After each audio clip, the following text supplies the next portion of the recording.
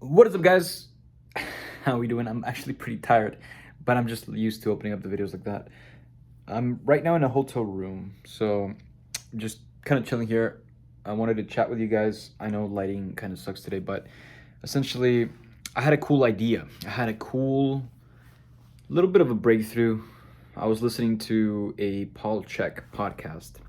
If any of you know who Paul Chek is, jacked guy in his 50s or 60s, maybe early 60s, I think.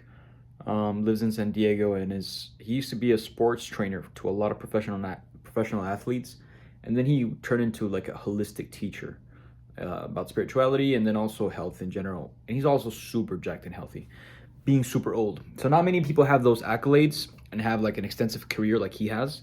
Um, anyways, he was talking to some certain guy in a podcast, and they mentioned a point that I really love that I want to share with you guys, and I'll synthesize it and I'll articulate it more here.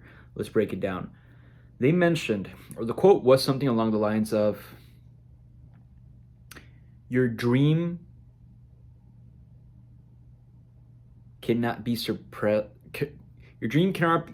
Sorry, your dream cannot be surpassed by any amount of suffering."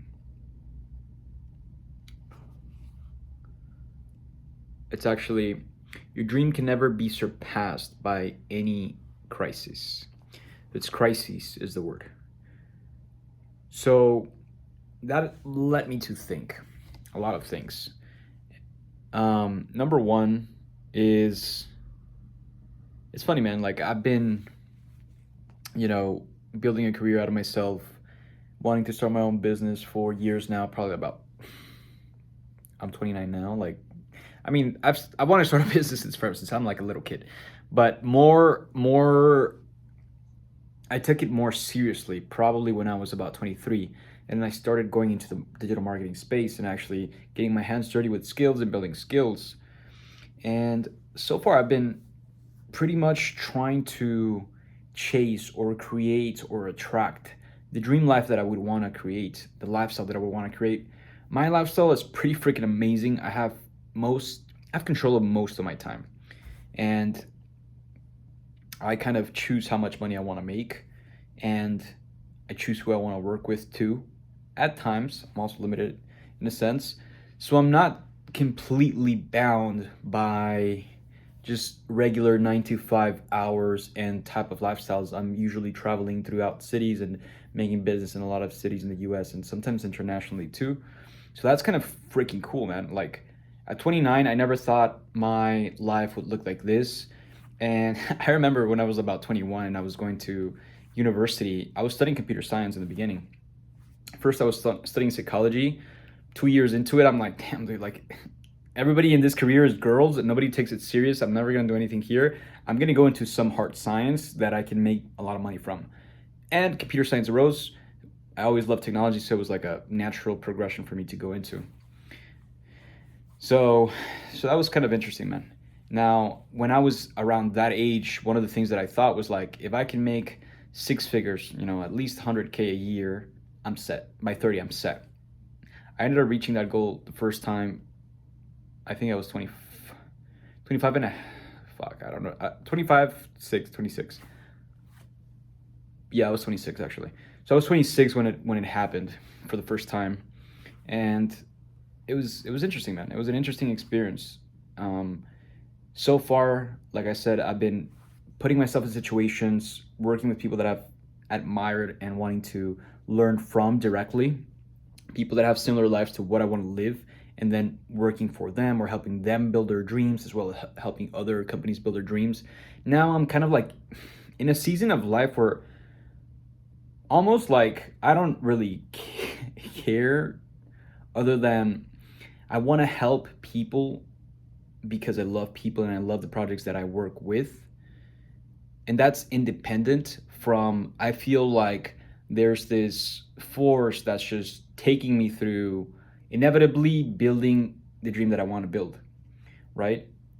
And so, one of those, bear with me on this, I'm going to tie it to the quote that I mentioned, but I've always felt the freaking need or the push to keep pushing, to keep learning. Like, even after seasons change. Like, I've been around really cool friends where I've made hundreds of thousands. I've generated hundreds of multi six figures, I would say multi seven figures, to be honest, for a lot of different clients. Put together, it's definitely more than seven figures for all the clients put together. And so it's interesting.